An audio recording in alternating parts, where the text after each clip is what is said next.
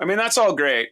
And I remember when I started Vipassana, like I literally felt that start to happen to me, like on a big level, like where I kind of didn't want anything for a little while. It actually kind of frightened me. And because I still wanted to have kids and I wanted a house and a ranch and I wanted a bunch of stuff, you know, and I know kind of the path of the yogi is to kind of let go of stuff, but the truth is we through the seasons of our life, you know, like most everybody out there, most of the men and the people out there and the women out there are going to want to have what they're going to want to have.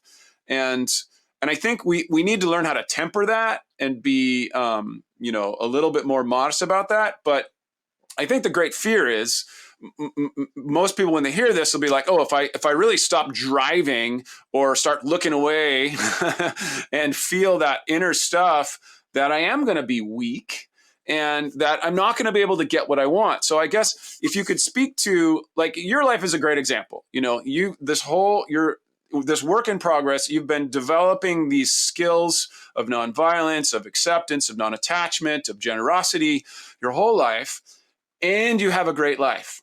And you have a lot of the stuff that men and women are going to want. You've obviously had lots of challenges, like we all do. You can't get away from the challenges, but I guess I think people need to hear that if you go down this path, you can still have a lot of great stuff that you want. So can you speak to that and what that looks like for you? Sure. You know, what it sounds like from you is you're attached to being non-attached, right?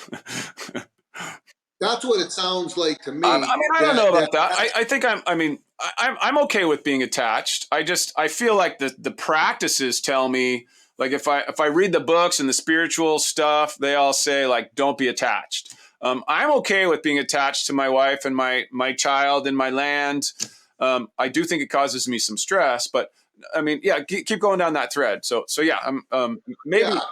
Well, I wasn't like accusing you of anything, but the concept that you were talking Yes. about, still having all these desires and how that seems to be against the eight limbs, because the eight limbs is saying non-attachment, and there's all these desires that you have.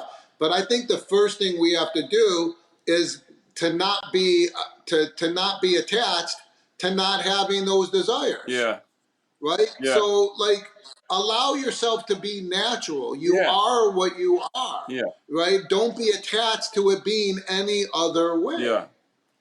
That's where you find peace, is when you're okay with who you are and where you're at. And if that's what you're wanting, then that's fine.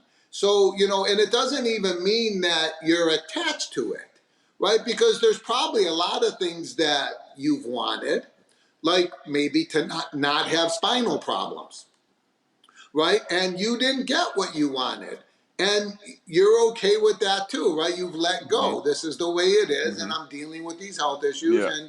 And so you can go towards the direction that you want to go, whatever you're desiring. Go for your desires, but at the same time, you have to accept what ends up presenting itself, because sometimes your desires will manifest and sometimes they won't. That's how you find peace, right? Go for what you want, Right. but accept what happens. Right. That's the balancing act, Right. right? That's number one. And number two is, when you're ready to let go of those other things, you will. Yeah.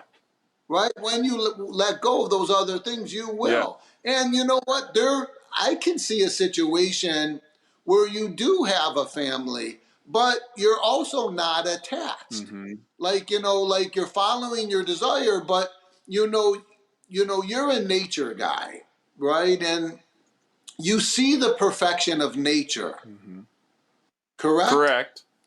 You see how the seasons change, and the plants grow, and the rain comes and feeds the soil, and the plants grow, and then the deer eats the plants, and the deer poops, and the poop feeds the soil, and you see the rhythm. Nature has a rhythm, and you are part of that rhythm.